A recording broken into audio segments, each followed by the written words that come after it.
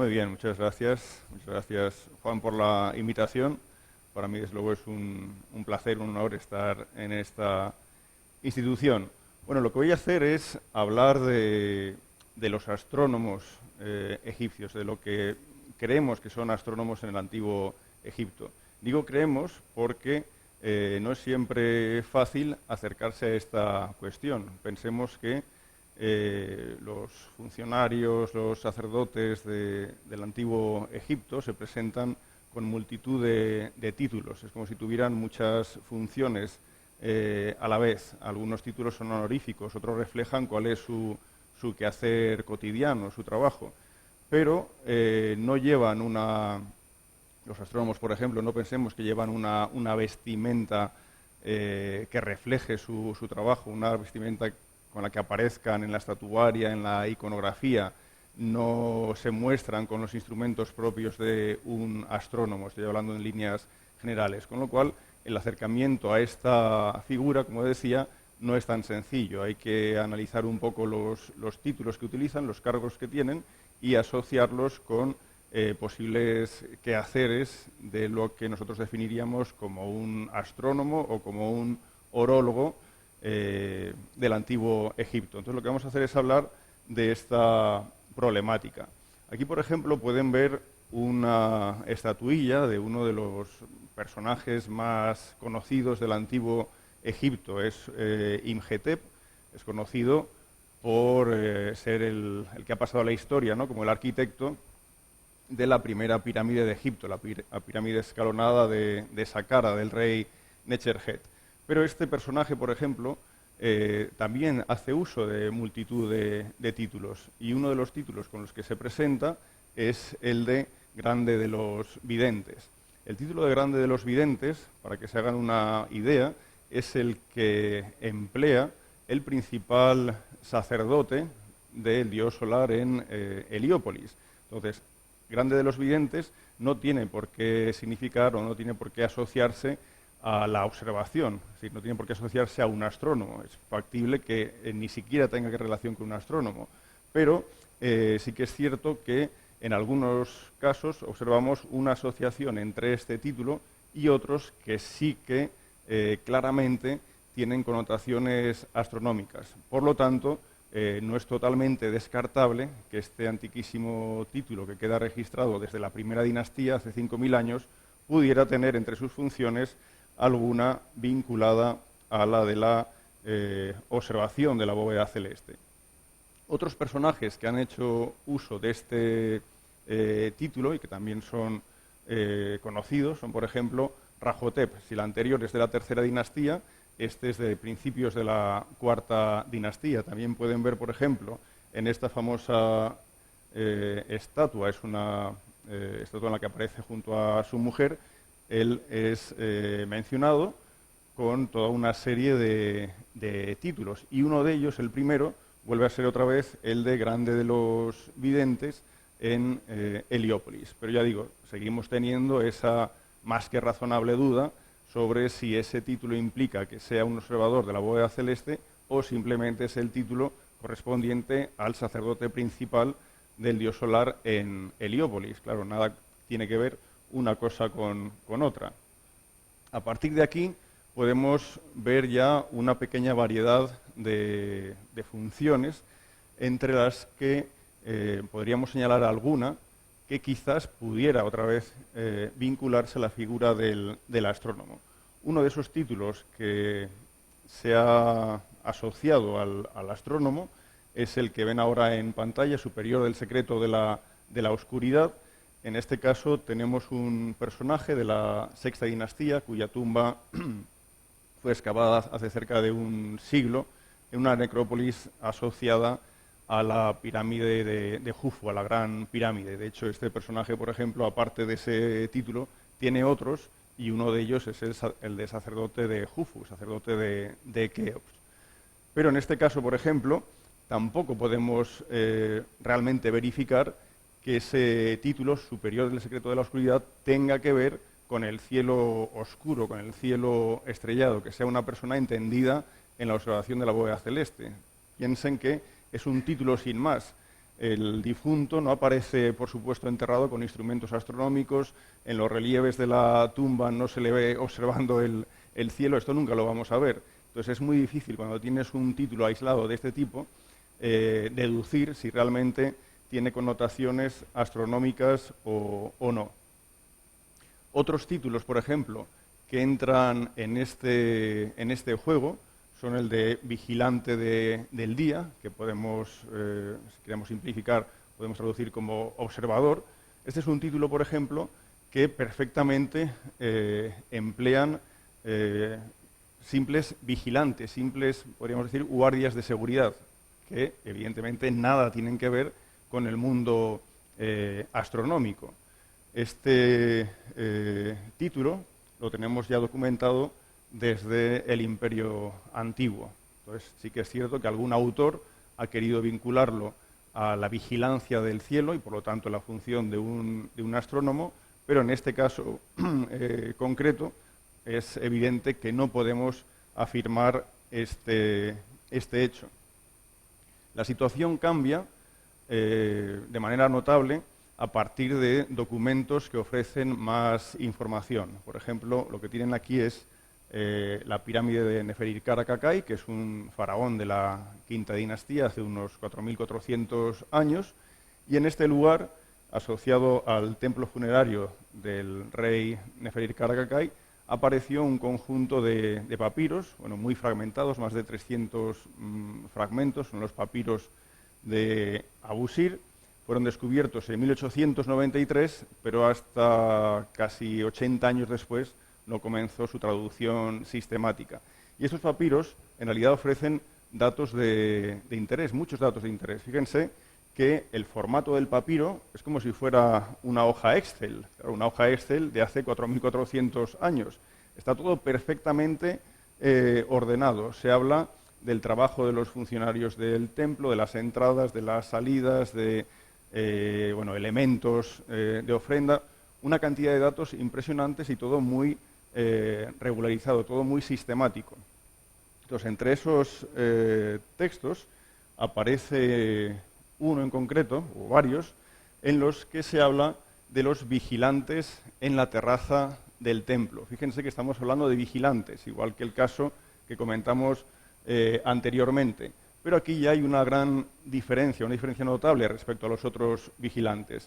Y es que estos, la palabra que traducimos por vigilante, viene asociada a un determinante, esto no, en jeroglífico no se lee, pero de alguna manera define el sustantivo que precede.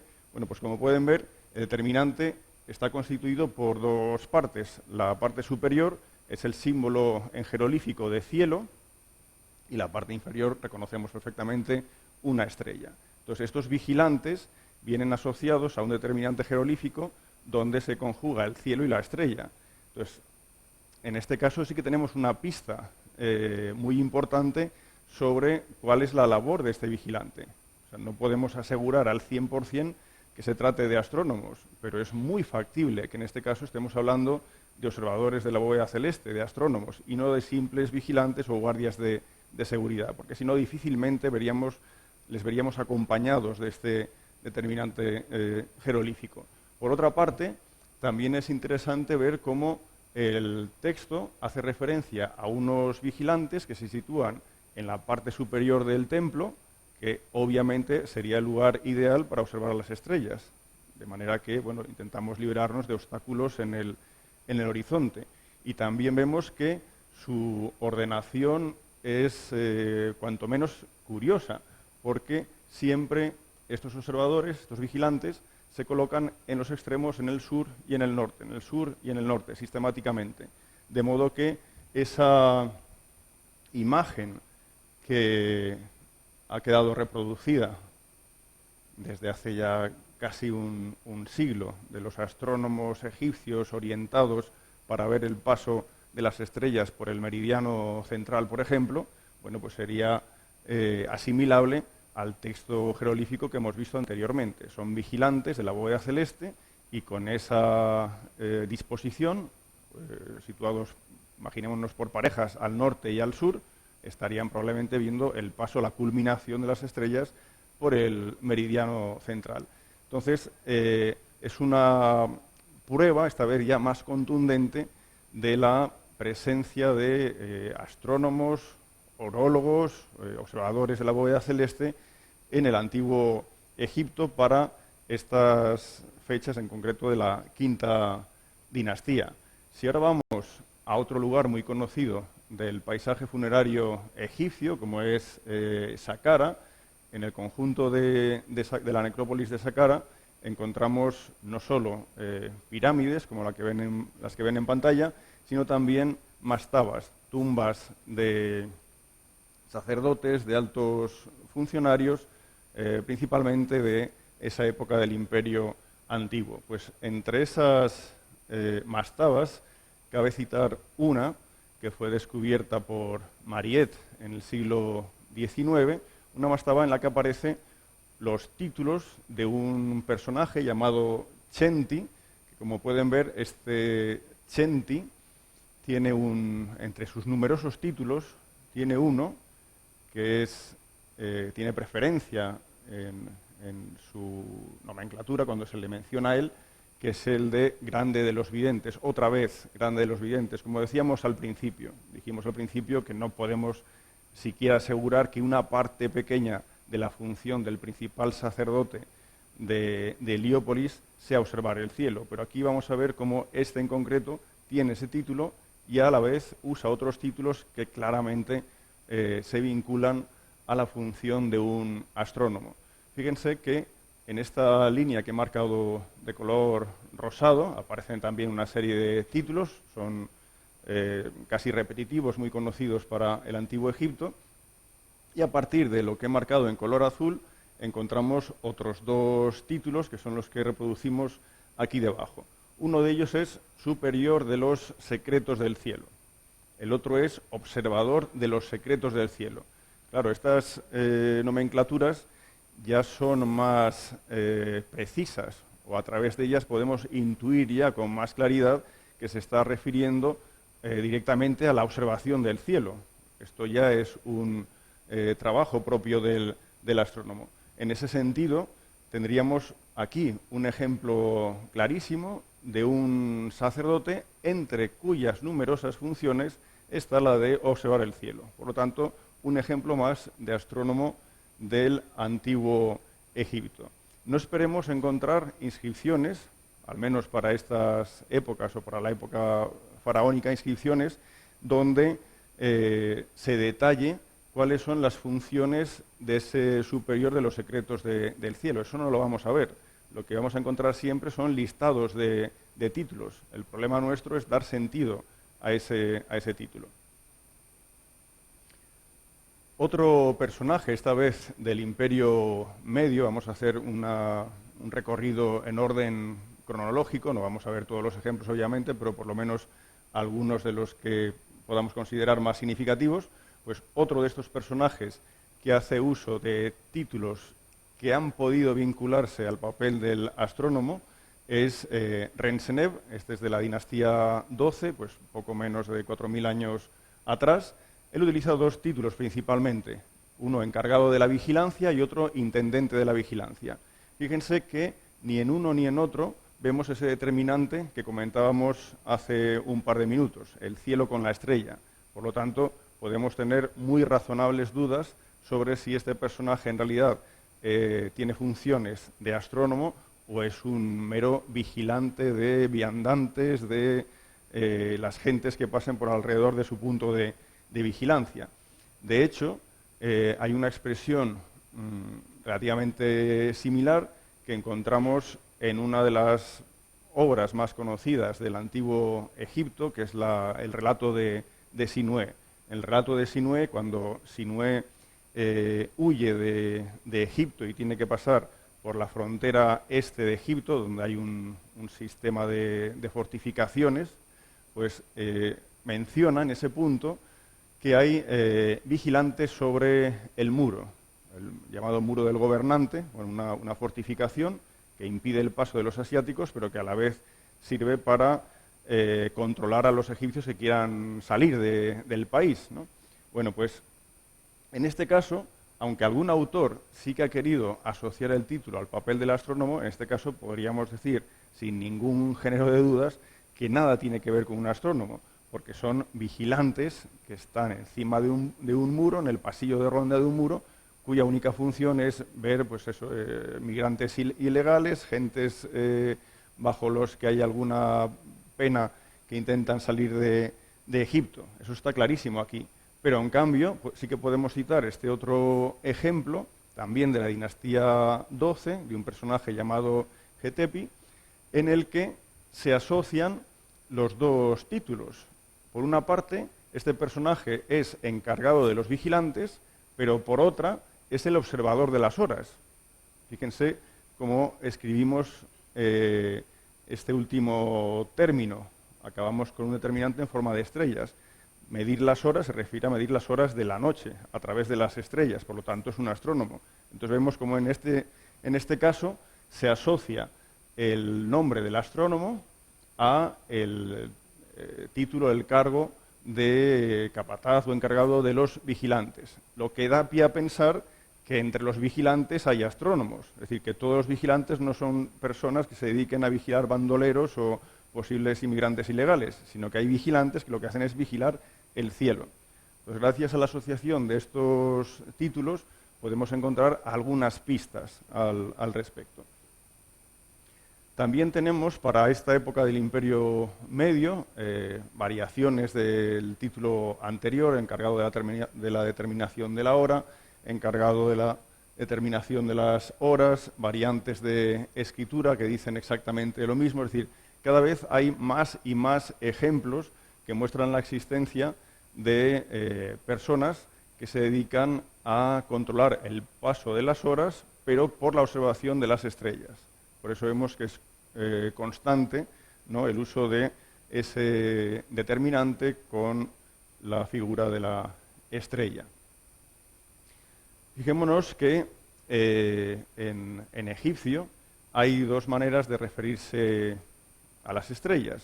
Uno mediante una palabra que es muy común, Seba, que significa estrella, y otro que sería esta palabra que tenemos aquí arriba, Unut. Entonces, si buscamos un origen etimológico de la palabra que traducimos en líneas generales como astrónomo, ese origen estaría, o como la palabra hora, ese origen estaría en la palabra estrella, estrellas. La palabra hora vendría de las estrellas porque son ellas las que han servido para determinar esos lapsos de tiempo. Y a partir de ahí encontraríamos lo que llamamos formas nisbes que determinan la existencia de la persona que se dedica a las horas, el de las horas, ¿no? Pues estarían todos los términos asociados. Lo que en textos tardíos encontramos como el orólogos, aquel que observa el cielo, pero que tiene como función principal medir las horas de la noche o el tiempo en general, es lo que en el antiguo Egipto, en líneas generales, insisto, aparecería como ese unuti. Ese sería el término equivalente. Pero ya digo, en la mayoría de los textos, cuando se hace referencia a las estrellas, en realidad este es el término utilizado, el término Seba. Cuando llegamos a épocas más avanzadas, por ejemplo, encontramos el término Unun, que sirve para, que traducimos como observar las estrellas, esto ya lo hallamos en la época ramésida, y por ejemplo, si ya llegamos a la época tolemaica, encontramos este título, Unun, que traducimos directamente como observador de las estrellas. Claro, aquí evidentemente estamos hablando de astrónomos. También tenemos en algunos casos cierta duda. Por ejemplo, en los textos de las pirámides, en alguna recitación, aparece este término que o bien vemos traducido como horas o bien vemos traducido como estrellas. En realidad, bueno, pues hay cierta, o puede haber cierta confusión respecto a ese término.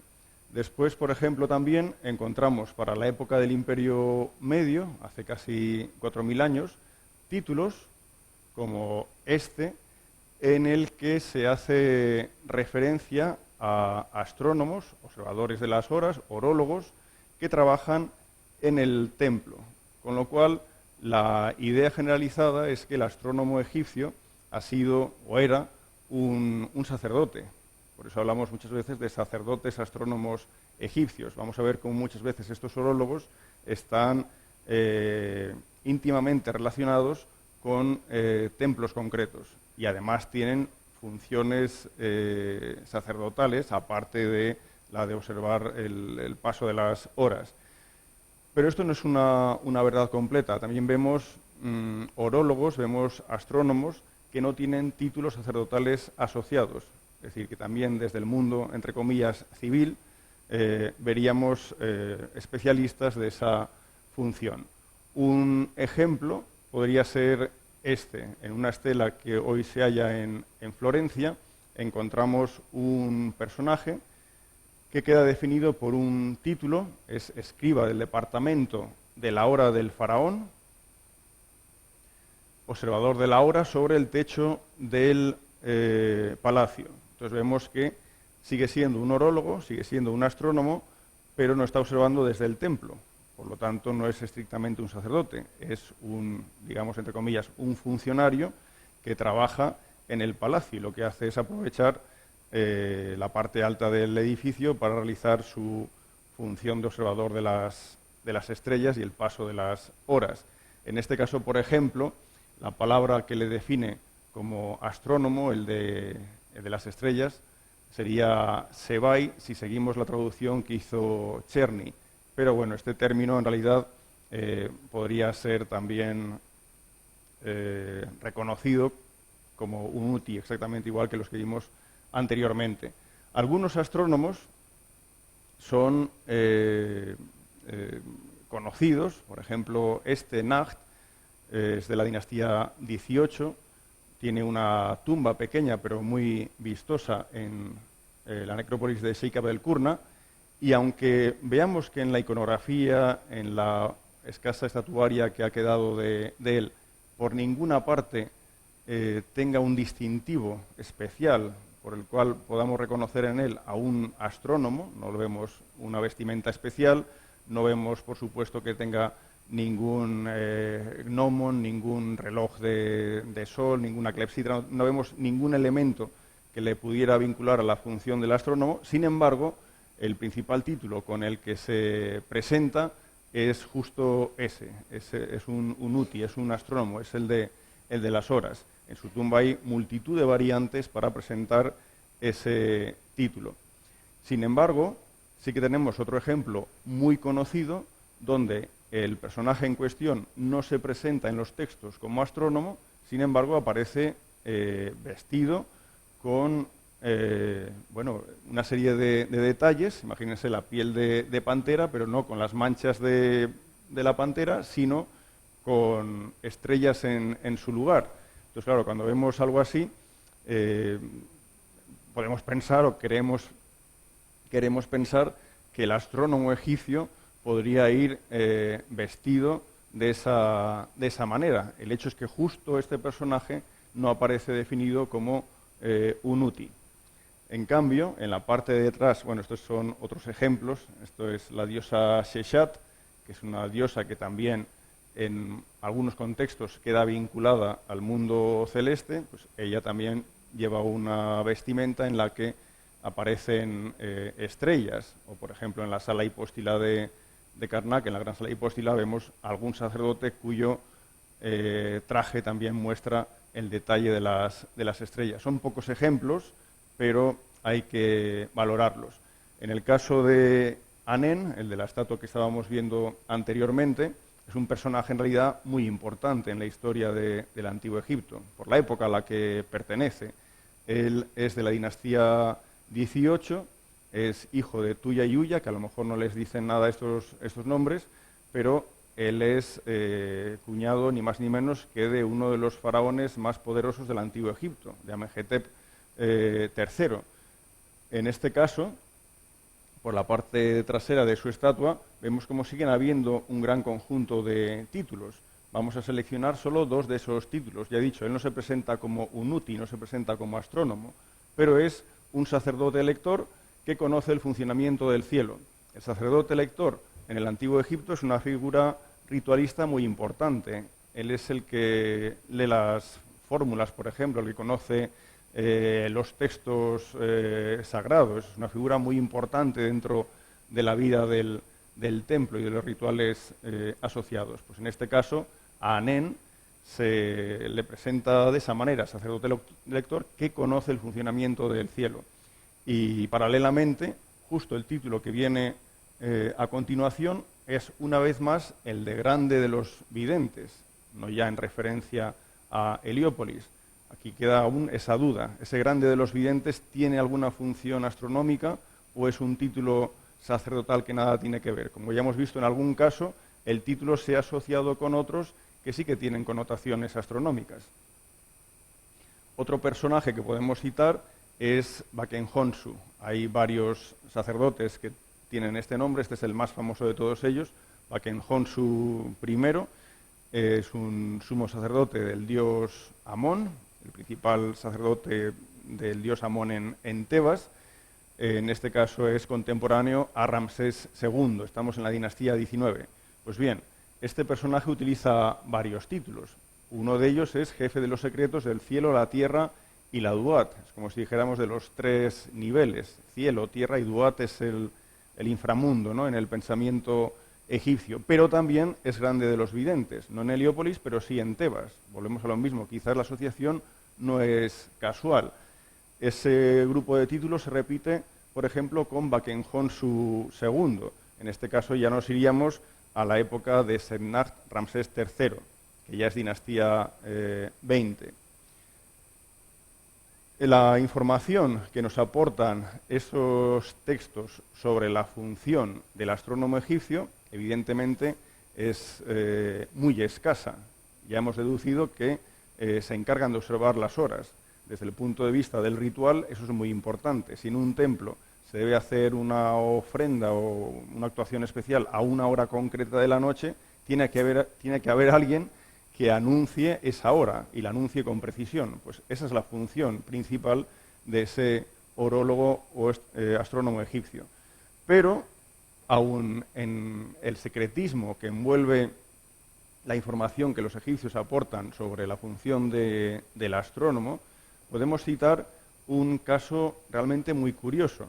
Aquí estoy colocando la figura del faraón Mereptah. Este es el hijo y sucesor del gran Ramsés II, y lo que ven a la izquierda es una estela muy famosa, es la llamada Estela de Israel. Se llama así porque es un documento que menciona el nombre de Israel. Pero lo que nos importa a nosotros ahora no es esto, sino un fragmento de esa estela que vamos a leer. Dice: Él es quien traerá el fin de sus enemigos, dicen los que escudriñan sus estrellas y los que conocen todas sus fórmulas observando los vientos. Claro, esto es muy interesante, porque piensen que de manera general siempre hemos opinado que la astrología, no la astronomía, la astrología se introduce en Egipto en época tolemaica, está totalmente presente en época romana en Egipto y se hace muy evidente ya en la época tolemaica. Pero con anterioridad a este mundo tan tardío no teníamos constancia realmente firme, y más cuando vamos a fechas antiguas, de que los egipcios tuvieran también esas ideas, ¿no?, sobre la influencia que los astros pudieran generar en las personas. Sin embargo, en este texto, que es de la dinastía 19, aunque sea de manera tan escueta, sí que queda claro que hay una asociación entre la consecución de unos hechos y aquellos que observan las estrellas y que conocen su disposición. Es decir, que aún no hablando de una astrología como la mesopotámica o la que después se difundirá en época tolemaica y romana, parece evidente, aunque tengamos pruebas muy escasas, que los egipcios también podían considerar esa asociación entre hechos que se producen en la bóveda celeste y consecuencias entre los vivos, ¿no? Para época de Ramsés II, en fecha reciente, se descubrió en Saqqara un documento, está fragmentado, pero la parte que nos interesa se conserva. Se habla del jefe, del capataz de los orólogos. Entonces vemos también cómo el orólogo no trabaja en Egipto de manera individual, sino que hay grupos de astrónomos encabezados por un jefe, un capataz. A partir de aquí vemos una serie de variantes para presentar al astrónomo. En una muy común, por ejemplo, es la que traducimos como el que está en las horas, o el que está en la hora, siempre en relación con ese tema de la medición del tiempo, o por ejemplo ya en la época final de la historia de Egipto, anterior al mundo tolemaico, el astrónomo egipcio se define muchísimas veces como el Ununti. Eso es una variante del término que había sido utilizado hasta ese momento. Si ahora vamos a Karnak, también un emplazamiento muy conocido de Egipto, hay una zona muy interesante que no es precisamente una zona visitada por el turista o el visitante de Karnak, ¿verdad? Pero que, como digo, es interesante. Es esta zona de aquí, que es justo el lugar donde vivían los sacerdotes que trabajaban, que operaban en Karnak. Y entre ellos hay uno que vale la pena mencionar. Estas inscripciones pertenecen a las jambas y al dintel de la puerta de su casa. Esas casas están hechas en adobe, no son de piedra. Los únicos elementos de piedra son las jambas, dintel de entrada y, en todo caso, la base de las columnas de madera que pudieran haber en tales viviendas.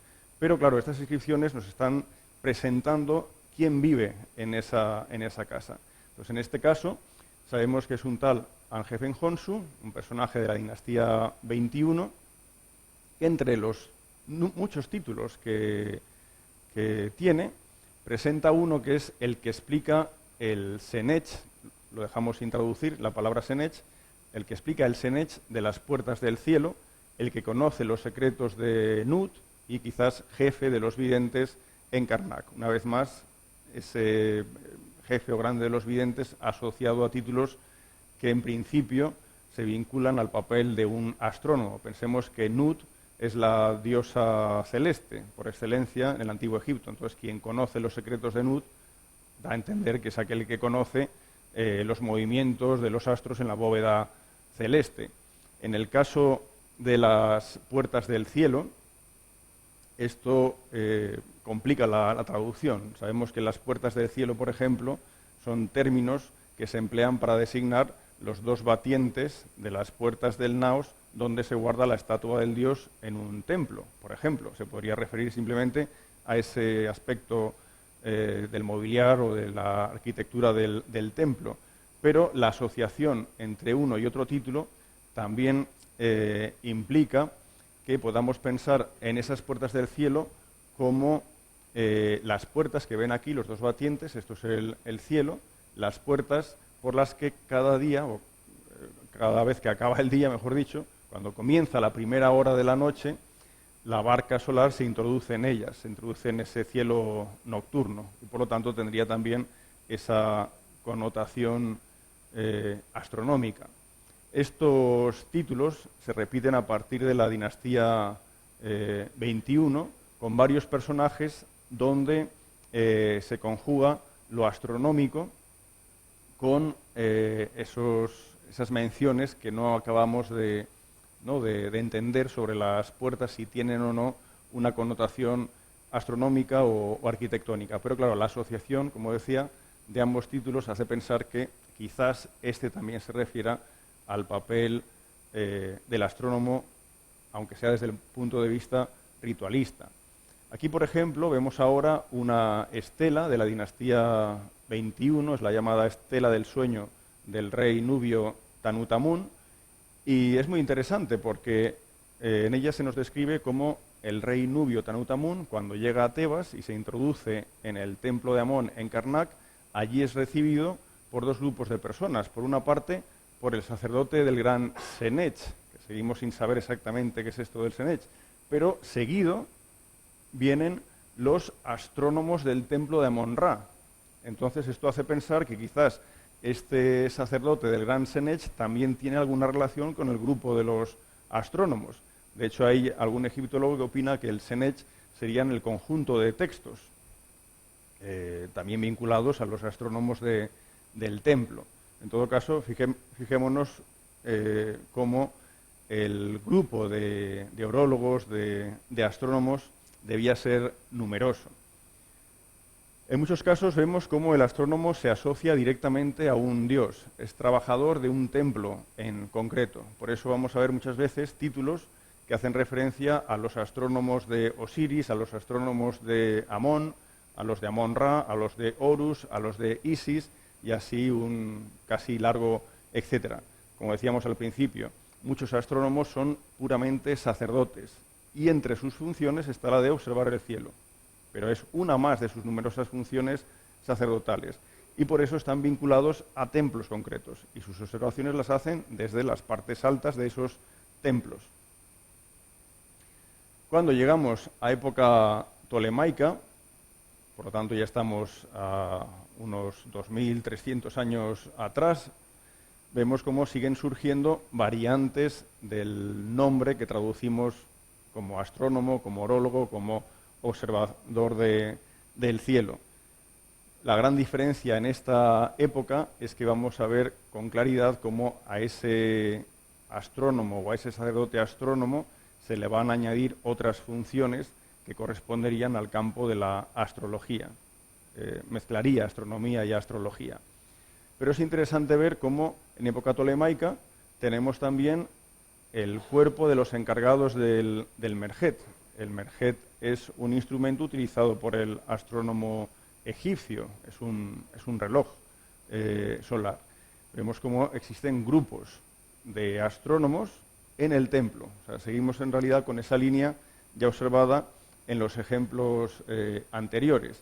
En el caso del templo de Esna, es un templo tardío, tenemos además inscripciones que son un poco más específicas. Una dice: la señal horaria es dada por el astrónomo en Esna. Es decir, el astrónomo es el que dice: son las 4, son las 5, atención, que hay que hacer lo que sea en el ritual del templo. Cuando venga la 4ª hora del día, el astrónomo de este templo, dice un texto de Esna, vendrá y él dará la señal a los servidores. Esa es la función principal del astrónomo, tal cual se expresa en esos textos.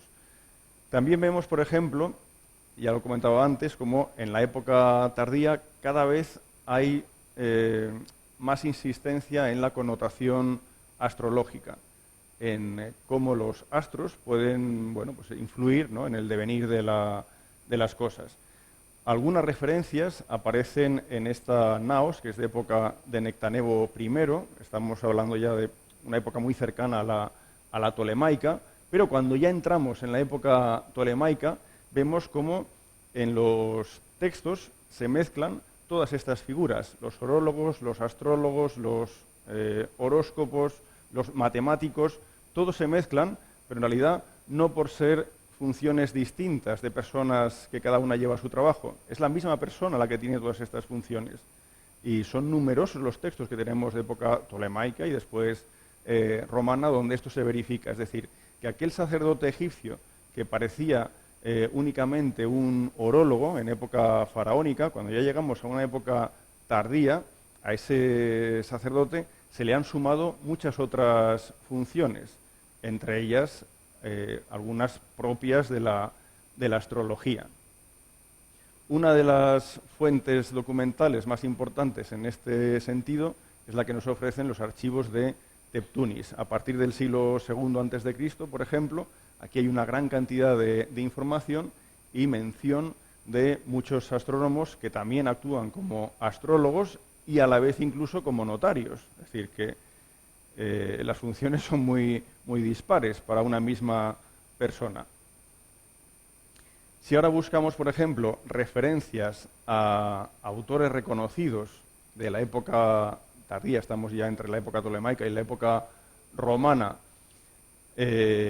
algunos de los que han legado sus obras, otros que han dejado fragmentos de sus obras transmitidas a partir de otros autores, vemos cómo en líneas generales se reconoce que la astrología surgió en Babilonia. Es algo que siempre se ha opinado. Ya comentaba antes que en el mundo faraónico no teníamos indicios de la existencia de la astrología. Me refiero a épocas anteriores a la tolemaica.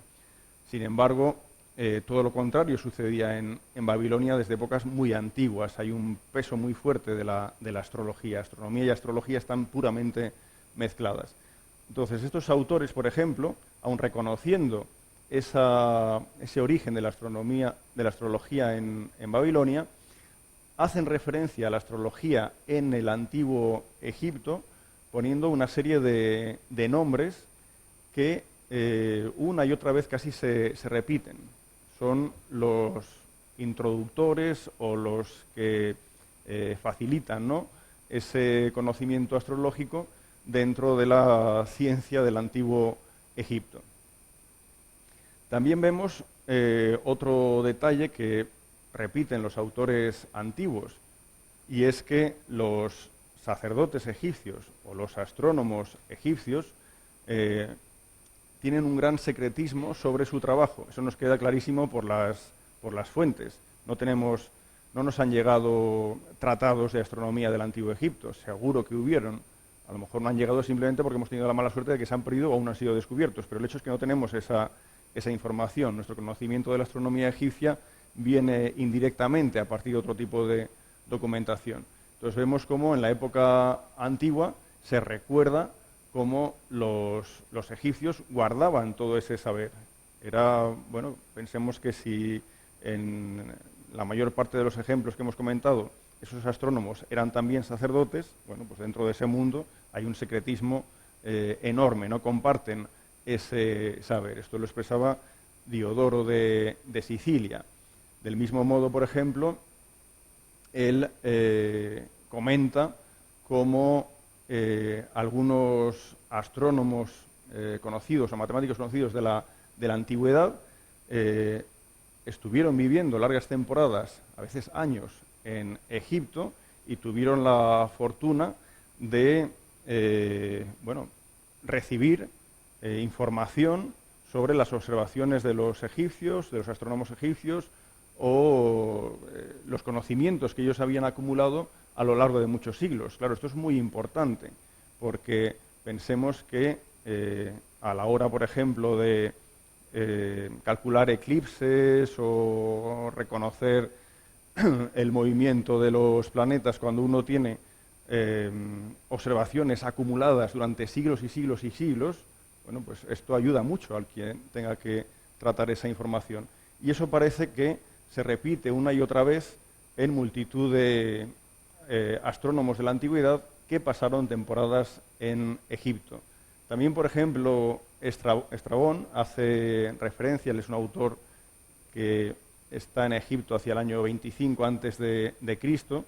Él, por ejemplo, reconoce los grandes conocimientos que tenían los egipcios de la bóveda celeste y de sus fenómenos, pero, una vez más, igual que hiciese Diodoro de Sicilia, dice que eran poco deseosos de compartir su saber. Es decir, había un gran secretismo, pero, afortunadamente para algunos científicos de la antigüedad, tuvieron la suerte de beber de esa información. Por ejemplo, también el propio Séneca recuerda cómo Eudoxo importa desde Egipto la información sobre el conocimiento del movimiento de los planetas. Es decir, eso es continuo. Autores que no son egipcios, son griegos o romanos, continuamente reconocen el valor del conocimiento acumulado por los egipcios. Conocimiento que, ya digo, los propios egipcios no nos transmiten bien, porque forma parte de ese acervo vinculado a ese mundo secreto, ¿no? También, por ejemplo, podríamos citar los casos de Laercio o Iamblicus. En el caso de Iamblicus habla de la vida de Pitágoras. Él comenta los 20 años que pasa Pitágoras en Egipto y comenta concretamente cómo se instruye en astronomía y geometría. Es decir, podríamos citar multitud de ejemplos de estas características. Ahora bien, como decía antes, en época tolemaica hallamos documentos egipcios que hablan de astrónomos sacerdotes vinculados a dioses concretos, pero astrónomos sacerdotes que además trabajan la astrología. Un ejemplo muy bonito es el de un personaje llamado Senti. Él tiene una estatua en la que aparece con este instrumento. Esto es un reloj. Y el texto que acompaña a la estatua dice que este Senti, aparte de ser astrónomo, predice el futuro de los hombres. Por lo tanto, ya vamos a ese campo de la astrología. Otro muy conocido es un tal Jorgevi, también de época tolemaica. Fíjense que es experto en los textos sagrados, también es experto observador del cielo y de la tierra, experto en la observación de las estrellas. Él es un astrónomo, pero aun siendo astrónomo, él realiza toda una serie de funciones: anunciar ortos y ocasos, predecir el orto helíaco de todas las estrellas, y en concreto la más importante para los egipcios, que es Sirio.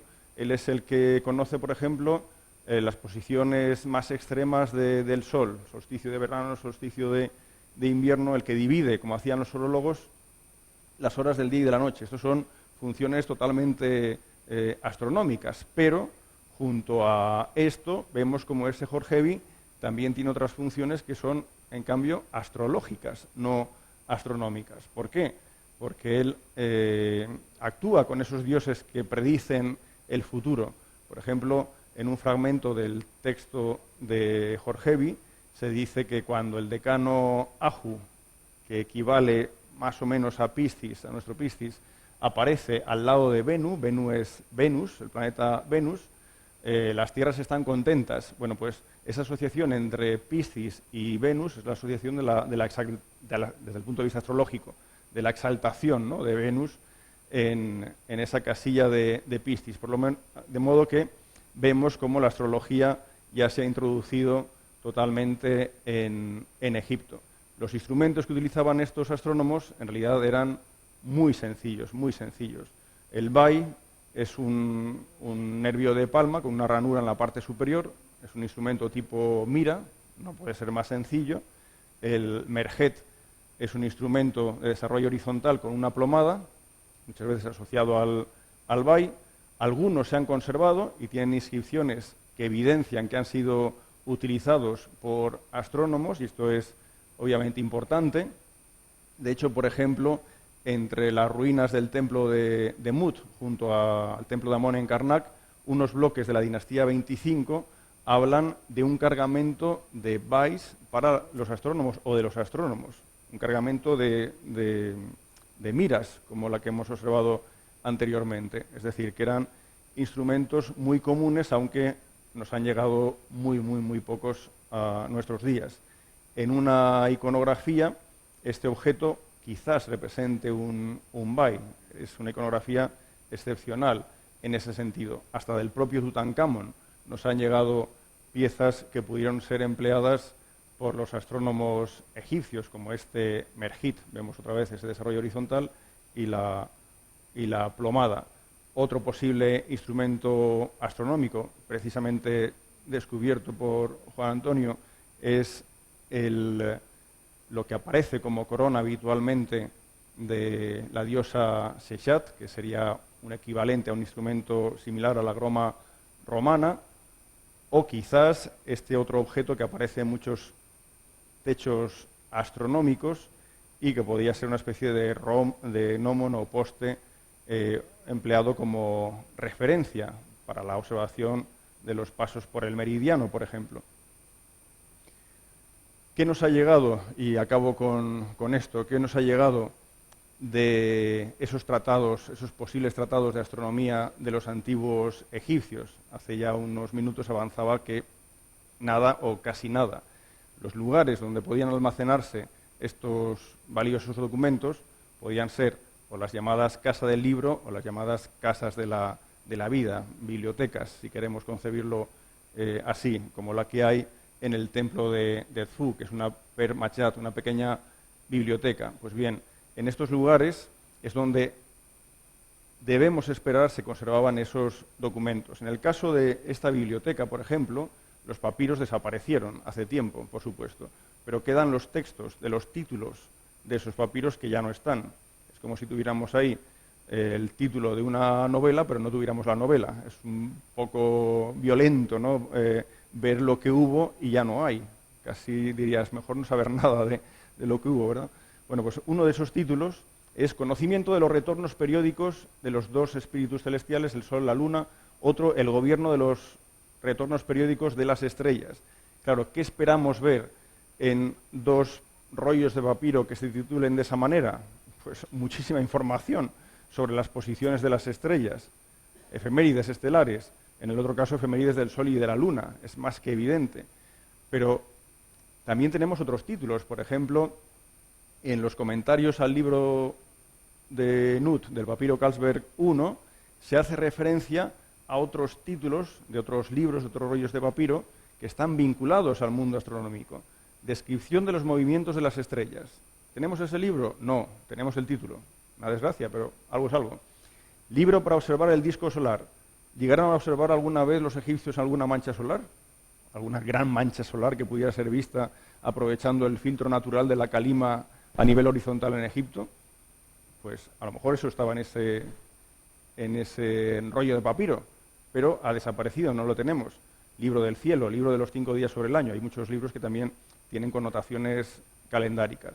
Es decir, que el acervo cultural de la astronomía del Antiguo Egipto podría ser mucho más grande, mucho más impactante de lo que ha llegado a nosotros.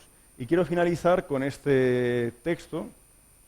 Es un personaje importante ya de la época romana en Egipto, Clemente de Alejandría, que en su Estrómata escribe lo siguiente. Él observa una procesión en Alejandría, pero es muy interesante porque quien encabeza esa procesión es, en primer lugar, un cantante, él va el primero, pero después viene el horóscopos, que es un astrólogo, que es un astrólogo, que es un astrónomo, perdón, que es un astrólogo, que es un matemático, es todo esto a la vez. Es el segundo que aparece en esa procesión.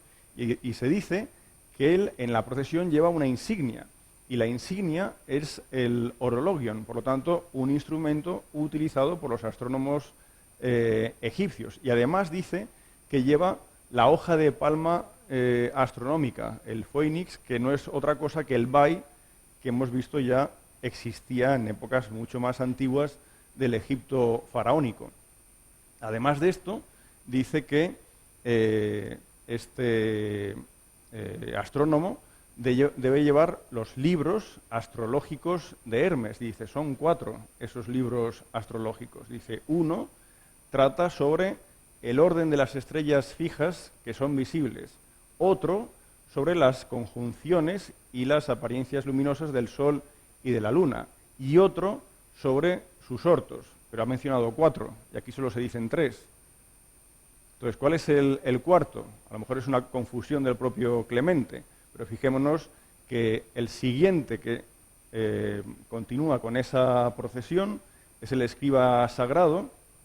De él dice que lleva alas en la cabeza, un distintivo, pero en la mano lleva un libro y una paleta de escriba con la tinta y su cálamo. Pero después dice que este señor debe estar familiarizado con los jeroglíficos, bien, al menos, bueno, estamos en Egipto, obviamente, pero también con la cosmografía y geografía, la posición del Sol y la Luna, y sobre los 5 planetas. Pues ese ha de ser ese cuarto libro que no ha sido mencionado con anterioridad. Por lo tanto, resumiendo, el acercamiento al astrónomo egipcio es muy complejo, porque nuestro primer acercamiento, como hemos visto, ha sido a partir de los títulos. Y los títulos son solo eso, son títulos, no se describe cuál es la función del personaje. Y a veces tenemos que jugar con varios títulos para darles sentido. Pero según vamos avanzando y vamos recogiendo más información sobre el papel de los astrónomos, nos damos cuenta de que han recopilado una ingente cantidad de información a lo largo de muchos siglos, por no decir miles de años. Y eso tenía un valor descomunal para todos estos hombres de ciencia griegos y romanos que consiguieron llegar a Egipto, contactar con sus sacerdotes y beber de toda esa información. Muchas gracias.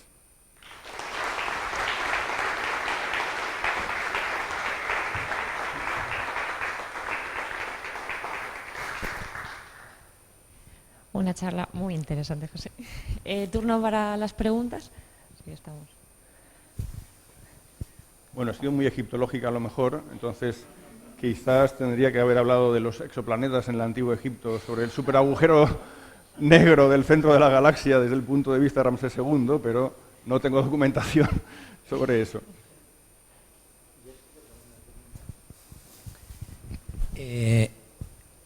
Sabemos que los astrónomos egipcios, que los egipcios orientaban sus templos astronómicamente. No sabemos cómo lo hacían, no hay ninguna referencia en los textos escritos, ¿no?, que tú hayas identificado a esas orientaciones astronómicas de los templos, aparte de del propio tensado de la cuerda. No, nada. Claro, las que conocemos del PET-6, del tensado de la cuerda, con objetivo astronómico, son las de época tolemaica, o sea, en las que se especifique un objetivo astronómico. Claro, indudablemente esto ya existía con anterioridad, porque el ritual existe documentado desde la primera dinastía, pero en ningún caso anterior a la época tolemaica se especifica el objetivo astronómico. Es que ni astronómico ni no astronómico, no se especifica el objetivo, se habla simplemente del tensado de la cuerda. Sí, eso es una desgracia, pero forma parte de esa enorme laguna que nos han legado los astrónomos egipcios, por desgracia.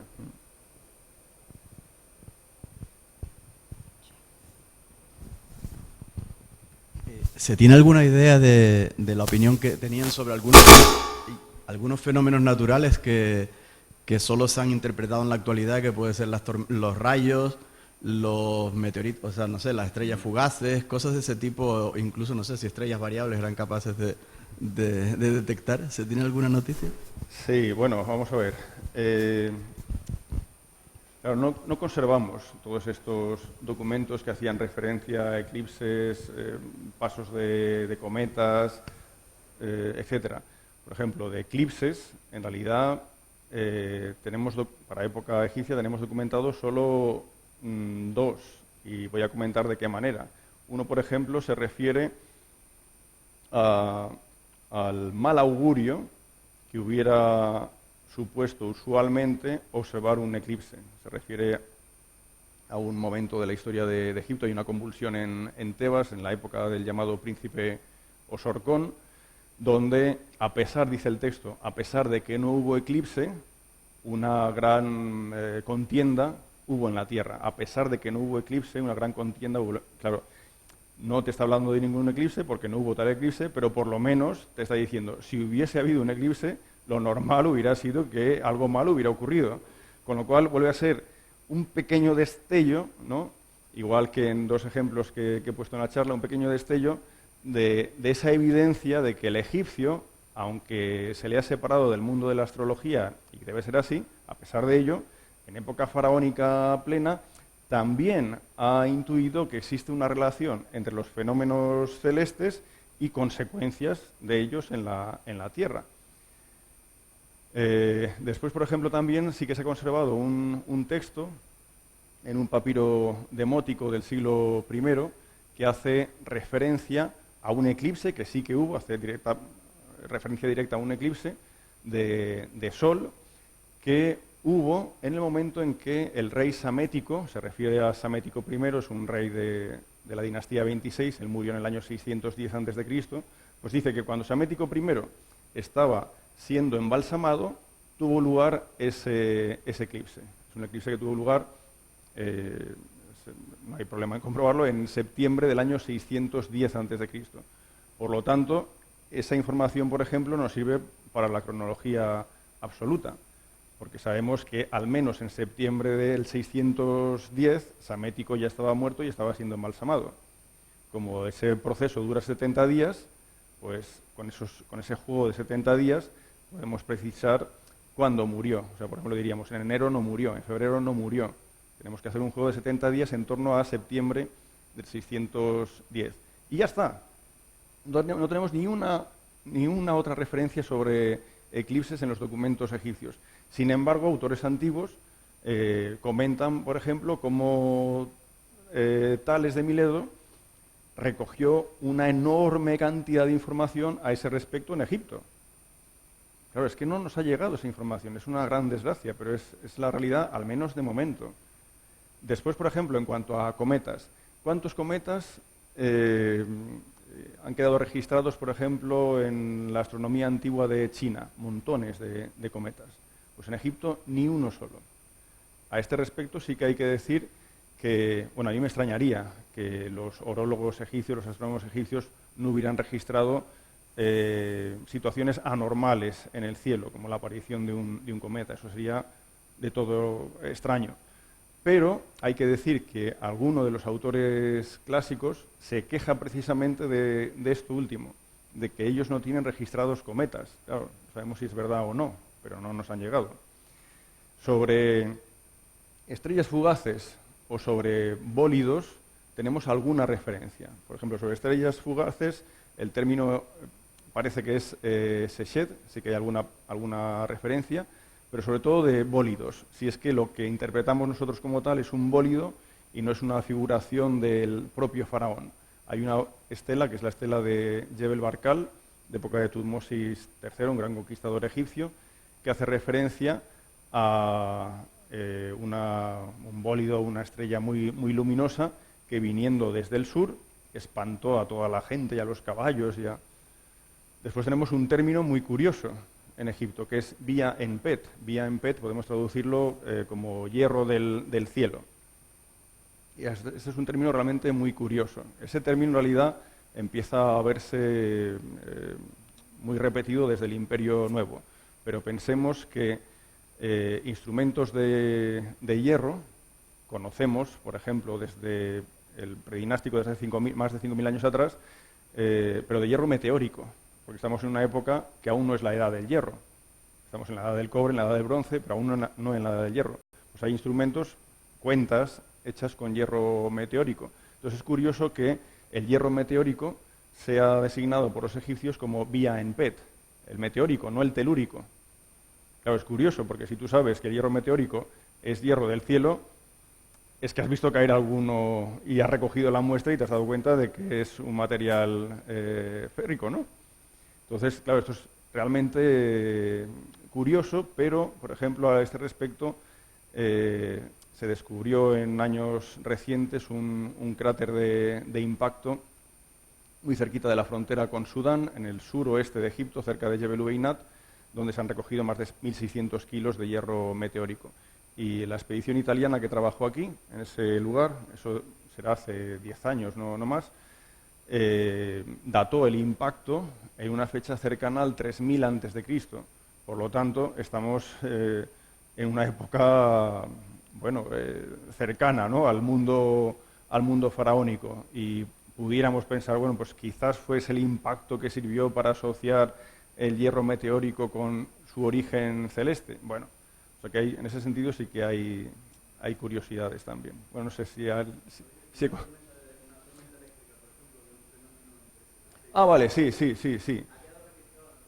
Sí, bueno, tenemos, por ejemplo, información sobre la influencia que los vientos podían ejercer. Influencia igual que desde el punto de vista astrológico. Y se habla de los vientos en la nao de las décadas, por ejemplo. Tormentas, hay alguna registrada.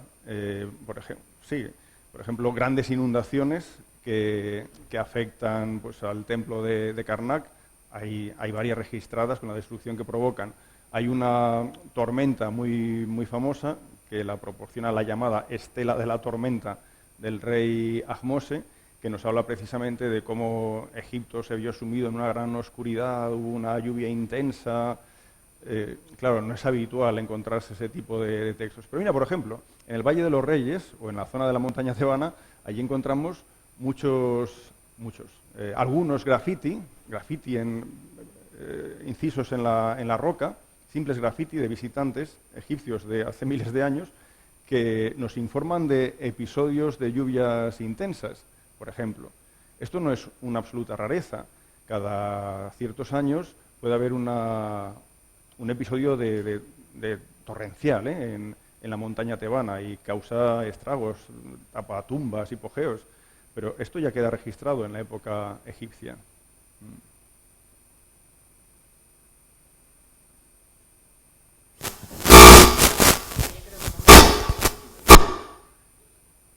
Pero te oigo, estamos al lado. Sí.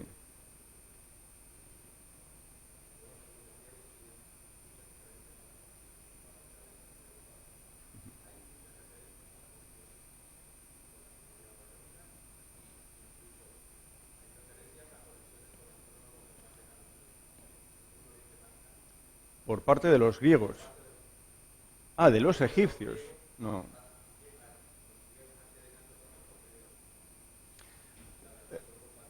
Claro, la conexión de los egipcios con Babilonia, por ejemplo, en la documentación que, bueno, no hemos llegado a verlo con detenimiento, pero en la parte final de la historia de Egipto, es por el aspecto astrológico. Pero quien importa ese aspecto son los griegos. Viene de Babilonia, pero son los griegos el eslabón que une a Egipto. Sí, en el sentido astrológico, pero a la vez, es lo que comentábamos, vemos como los griegos, también autores romanos, alaban una y otra vez la astronomía egipcia. Pero lo que no tenemos, por ejemplo, en absoluto es información de egipcios que indiquen que han bebido de fuentes mesopotámicas o más allá, como indicas. Eso no lo tenemos. Lo cual también es natural, porque es lo que hemos visto una y otra vez. Hay un gran secretismo en esa información, o también la lástima de que buena parte de ese legado se ha perdido. Y es muy natural que se haya perdido. Pensemos que esos textos astronómicos no iban a exponerse en los templos. En las tumbas tenemos techos astronómicos y relojes y cosas así, pero lo que son tratados no van a exponerse en las paredes de un templo. Eso ha de estar en papiro. Imaginemos la enorme cantidad de papiros, de rollos de papiro, que se puede haber perdido en todas las bibliotecas egipcias. ¿Qué biblioteca nos ha llegado entera de un templo? O parcial, estamos hablando de casos contadísimos. Una es la de Teptunis, pero es muy, muy tardía.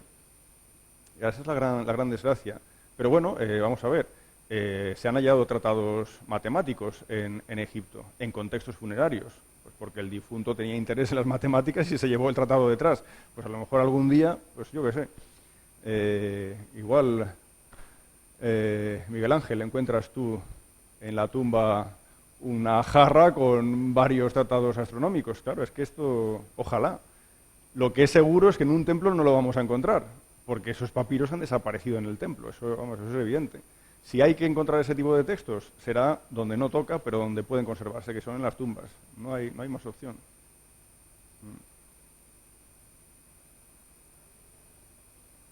Y hay hambre, ¿no? Gracias.